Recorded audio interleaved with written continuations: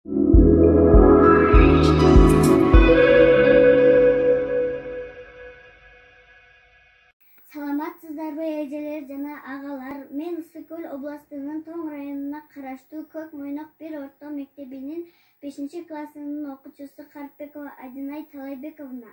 Ысык-Көл кыргыз предмети жөнүндө дил баян жаздым. Андай эмесе көңүл буруп угуп коюңуздарды деп ишенем. Ысык-Көл Кыргызстаныбыз боюнча эң кооз, берекелүү, ырыскылуу жана Ысык-Көлдүн көп кырдуу агаларыбыз, эжелерибиз, мейирман апаларыбыз, шайыр апалар, боорукер, кайрымдуу агаларыбыз чыгып келет.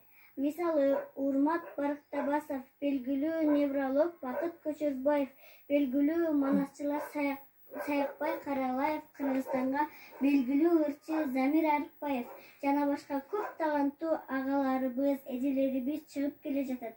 Эми Ысык-Көлгө кайсы улуттан болбосун көлүбүзгө, жайлоолорубузга жана лыжный базаларыбызга эс алып кетишет.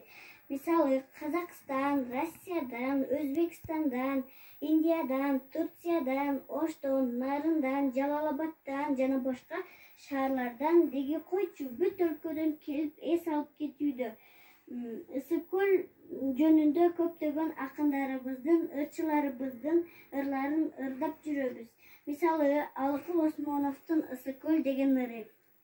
Кыялымда акку болуп учуп жүрөм көл үстүнө, көк асмандын мекенинде балык сымал эркин сүзөм. Алыс кетсем куса болуп, сагынам салкын төрүн. Алтын көлүм, Ысык-Көлүм, сагындым мен толкун көлүм. Ысык-Көл кыргыз бермети.